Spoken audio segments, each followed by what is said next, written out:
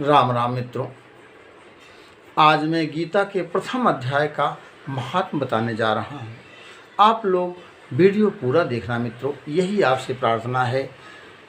हे मित्रों, एक समय की बात है, भगवान भोलेनाथ ध्यान मग्न थे। माता पार्वती ने पूछा कि हे प्रभु, इस समय आप किस ध्यान मग्न में मस्त हैं? तो भगवान भोलेनाथ जी बोले कि हे देवी पार्वती, इस समय मैं यही सोच रहा था कि गीता का महात्म कितना बड़ा है, गीता का महात्म क्या है, इतना इसका महत्व है। मैं गीता के महात्म के बारे में सोच रहा था। तो माता पार्वती बोले कि हे प्रभु, कृपा करके हमें भी गीता के प्रथम अध्याय का महात्म बताइए। तो भगवान भोलेनाथ जी बोले कि सुनो देवी पार्वती, एक सुकर्मा नाम का ब्राह्मण था, बहुत ही दुराचारी था और मदिरा पान का सेवन सदैव करता था। वेश्याओं के पास उसका आवागमन था। वो जंगल में जाता था, लकड़ियों को काटता था, उस लकड़ी को बेचकर अपना जीवन यापन करता था। एक समय की बात है, जब वो जंगल में लकड़ी काटने गया तो किसी सर्प ने उस सुकर्मा नामक ब्राह्मण को डस लिया। उसके बाद उस ब्राह्मण की मृत्यु हो गई। वह ब्राह्मण दूसरे जन्म में एक बैल की योनि में जन्म लिया। जब बैल की योनि में जन्म लिया, वह बैल जिस मालिक के घर पैदा हुआ तो वह मालिक लंगड़ा था। अब बैल धीरे धीरे थोड़ा बड़ा हुआ तो बैल का देखभाल भी अच्छे से वह लंगड़ा व्यक्ति नहीं कर पाता था, क्योंकि वह पैर से भी थोड़ा विकलांग था। जब कहीं आता जाता था तो उस बैल पे बैठ के सवारी भी करता था और उस पे ज़्यादा से ज़्यादा बोझा भी उसके ऊपर लाद देता था। एक समय की बात है, वह बैल पे सवार होकर और कुछ बोझा लेकर के जा रहा था तो थोड़ा सा ऊंचाई पड़ा। वह बैल ऊंचाई पे चढ़ नहीं पाया और गिर गया। गर्मी बहुत थी, ज़मीन तप रहे थे, तो ज़मीन इतनी ज़्यादा जलन थी ज़मीन में कि वह जब बैल गिरा तो उठ नहीं पाया। ज़मीन पे गिरा हुआ बैल 2-1 मिनट बाद अपना पैर पटकता था, फिर शांत हो जाता था। इतनी तपन थी उस ज़मीन में। फिर उसके बाद में 2 मिनट बाद फिर पैर पटकता था, फिर शांत हो जाता था। अब उस रास्ते से जो भी पथिक आते जाते थे, उन्हें देखकर बहुत कष्ट होता था। तो वहाँ 2-4 लोग इकट्ठे हो गए। फिर यही सोचने लगे कि हे प्रभु, अब बैल का कष्ट देखा नहीं जा रहा है, आप इस बैल को मृत्यु दे दो।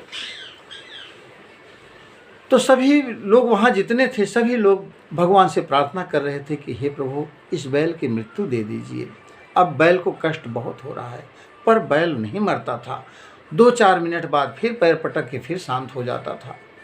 उसी रास्ते एक वेश्या जा रही थी। वह वेश्या भी बैल के पास गई, 2-4 लोगों को खड़ा हुआ देखा तो गई। तो बैल की स्थिति देख करके उन्होंने प्रार्थना किया प्रभु से कि हे प्रभु, मैंने पूरी ज़िंदगी में कोई अच्छा कर्म तो किया नहीं, लेकिन यदि कुछ भी मेरा अच्छा कर्म हो तो इस बैल को दे दीजिए और इस बैल की मुक्ति कर दीजिए। हे प्रभु, मेरी यह आपसे प्रार्थना है। तो इतना ही कहते बैल एक बार पैर पटका और भगवान को प्यारा हो गया। तो चूँकि जब बैल मरा तो वह वेश्या ने अपना पूर्ण कर्म दिया था, इसलिए वह बैल दोबारा ब्राह्मण कुल में पैदा हुआ, ब्राह्मण के घर पैदा हुआ। और वह ब्राह्मण बहुत विद्वान हुआ और उसे पूर्व जन्म की बातें याद थी। उसके उपरांत क्या हुआ कि एक समय की बात थी कि 2 चोर किसी ब्राह्मण के घर में चोरी करने गए थे और उसे कुछ ना मिला उस ब्राह्मण के घर में। तो एक तोता पाला था वह ब्राह्मण, तो तोते का जो पिंजड़ा था वही वो चोर लोग उठा के ले गए। और जब ले गए तो उस वेश्या को वह पिंजड़ा सौंप दिए। वेश्या से बोले कि आज तो मेरे पास कुछ नहीं है, परंतु यह एक पिंजड़ा है, इसमें एक तोता है, इसको आप रख लीजिए। वेश्या ने उस तोते को रख लिया। तो जब वह बैल ब्राह्मण कुल में पैदा हुआ, तो जब बच्चा वह 12 साल का हुआ तो बहुत विद्वान था, उसे पूर्व जन्म की बातें याद थी। तो वह यह सोचने लगा कि जो वह वेश्या थी जिसके द्वारा मेरी मुक्ति हुई थी, वह वेश्या कहाँ है, उसे हमें खोजना चाहिए। वह खोजते खोजते ब्राह्मण का लड़का सुकर्मा नामक ब्राह्मण, फिर वह उस वेश्या के पास गया। पता लगाते लगाते वो लगा लिया। गया वेश्या के पास, बोला कि देवी आप तो मुझे पहचानती नहीं है, पर मैं आपको पहचानता हूँ। तो वह वेश्या बोली कि हाँ, मैं तो आपको नहीं पहचान रही। बोले कि देखो, एक समय एक बैल वहाँ पड़ा हुआ था, बहुत असहाय था, पृथ्वी में जलन थी, इतना ज़्यादा गर्मी था। तो सभी लोग अपना पुण्य दिए, लेकिन उस बैल की मृत्यु नहीं हुई। लेकिन आपने अपना पुण्य दे करके उस बैल की मुक्ति दिला दी। तो हे देवी, आपके अंदर क्या ऐसा पुण्य है, आप मुझे बताइए। तो वह वेश्या बोली कि मैं तो पूरे दिन गलत कार्यों में लगी रहती हूँ, मेरा तो कोई पुण्य है ही नहीं। तो वह ब्राह्मण बोला कि नहीं देवी, आपके पास कोई पुण्य है, जो कि आपने अपना पुण्य देकर मेरी मुक्ति कराई थी। तो वेश्या बोली कि मेरे पास एक तोता है। तो बोला उसके पास मेरे को ले चलो। जब उस तोते के पास उस ब्राह्मण को ले गई वो वेश्या, तो वह तोता गीता के प्रथम अध्याय का पहला श्लोक पढ़ रहा था।